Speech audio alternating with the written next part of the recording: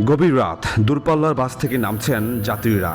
দিন শেষে নিরাপদে ঘরে ফেরার তাড়াহুড়ো সবার, কিন্তু শহরের অন্ধকারে তখন অন্য হিসাব করছে ছিনতাইকারীরা। সিসিটিভির ফুটেজে দেখা যায় কুমিল্লা নগরীর চরথা এলাকায় নির্জন সড়কে অটোরিকশার পথ আটকে দেয় আরেকটি অটোরিকশা। চিৎকার করার আগে ছিনিয়ে নেয় টাকা, মোবাইল, ব্যাগ। 4টার দিকে হবে, এই কুমিল্লা স্টেশন নামছিল, দেন ওই সাইডে গেছে মনে হয় পার্সোনাল কাজে, তো ছিনতাইকারীরা আইসা চুরি করে থেকে মোবাইল, মানি, ব্যাগ সব আইতে নিচ্ছে। চিন্তায় তো আমাদের সামনে হয়, এখন এরপরে আমাদের গাড়িতে চিন্তা হয়েছিল। গত 3 মাসে কুমিল্লা নগরীতে 30টি ছিনতাইয়ের ঘটনা ঘটেছে।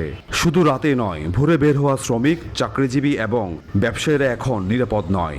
ফাঁকা সড়কের সুযোগে সক্রিয় হয়ে উঠেছে ছিনতাইকারীরা। ট্রেনে আসছি, আমি আমার লোকেশনে বাসায় যাব, এটা আমার জন্য এখন অনিরাপত্তা, ভয়ের। আমি আসলে ভয় নিয়ে যাব। তখন বিভিন্ন জায়গাতে আপনার ছিনতাইকারীরাই বেশি আমাদের আক্রমণ করছে। প্রশাসনিক তেমন অগ্রগতি আমরা দেখতে পাচ্ছি না। সাজা খেটে সদ্য মুক্তি পাওয়া কয়েকজন যুবক জানালেন, অনলাইন জুয়ায় আসক্ত তারা।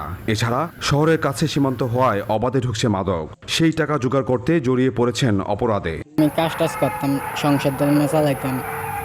এই তারপরে কেচনো আইয়া 4-5 বছর আগে কিছু প্রথম দিচ্ছি, তারপরে হাত আমার সব শেষ। 2.5 লাখ 3 লাখ টাকার মতো দেই নাছি, কিস্তি তুললেন, কিস্তিও চালাই না। মানুষের এটা লইলে খাপলা দিয়ে মোবাইল লইলাই, মাইরে লইলে এমনি কিতা লইলে ফুরাই কিতা। এদিকে রাতভর পুলিশের টহলেও থামছে না অপরাধ। একাধিক টহল টিম কাজ করলেও অপরাধীরা বদলে ফেলেছে কৌশল।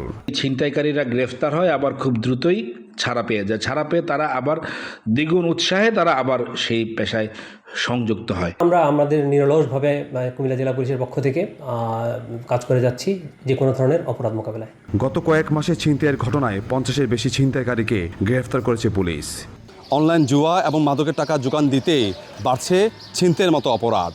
এখন নগরবাসী অপেক্ষা অপরাধীদের জন্য নয়, সাধারণ মানুষের জন্য কবে নিরাপদ হবে এই শহর। ইশতিয়াক আহমেদ, সময় সংবাদ, কুমিল্লা।